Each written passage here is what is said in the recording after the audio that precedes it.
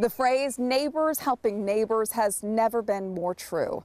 For one area of Spartanburg County, when water from a creek flooded their homes, they relied on one another more than ever before. Berkeley Cromer has the story of neighbors coming together to survive.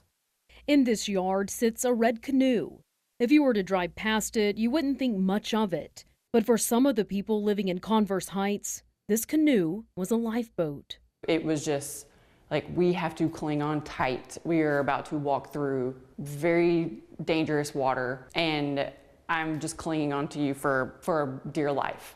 The homes along Greenbrier Road are still standing, but inside, they're stuck in time.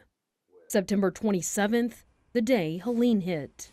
I remember when we stepped out that morning to evacuate, looking around and feeling like we were inside a movie. Like, I mean, the wind, the water, the fear, it just felt absolutely unreal. It's like the stuff you see on television. I stepped out hoping that I could walk, but I right away knew I couldn't. A creek that runs alongside Greenbrier Road rose to a level neighbors Ray and Ellen have never seen. I had the baby, my husband had our toddler, and when we stepped out the front door down into the front yard, it was like up to our thighs, and we're both pretty tall people, so it was terrifying. This is basically the water line. For this part of the house, in the back part, it was at least 4 or 5 feet. The water was rising more and more, forcing these families out of their homes. And it just never stopped. It kept coming up and coming up and coming up. And when it started coming up through our vents on the first floor here, that's when I told my wife we need to evacuate. Daryl McNeil and his family never imagined they'd have to abandon their home. I was trying to keep an eye on the river level, so peeking outside a little bit and just all the wind swirling around and knocking trees down.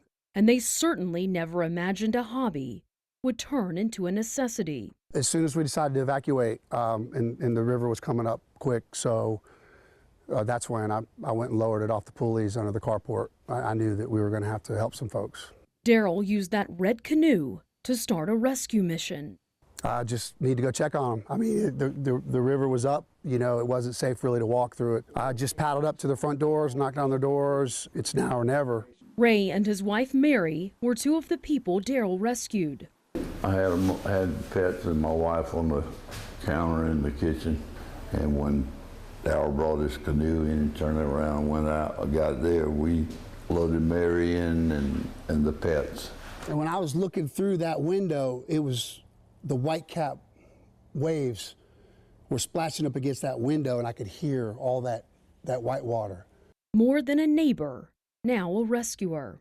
I mean, they were walking around on walkers in their house, and the water was up, you know, to their chest, and, you know, they were worried about their animals. So, I mean, I was worried about them, you know, but we did it all together. The road to recovery for these neighbors is still very long. Watch your step here. Yeah. It's as if I'm looking, everything was filters on, because it's tough. Now it's our guest room in my office. I already got my work stuff and my computer. Every book that we would read to our kids, you know, all of our favorite books. That was the hardest part, was losing the kids' things, because that was a lot more sentimental to us. But thanks in part to Daryl, everyone on this street survived. If he hadn't have done that, do you think that they would have gotten out, Ray and his wife, and then the lady in the walker? Honestly, I don't know that they would have.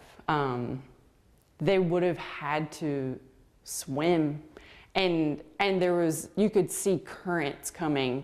So it would have been extremely dangerous. I don't know that anybody could have made that out safely.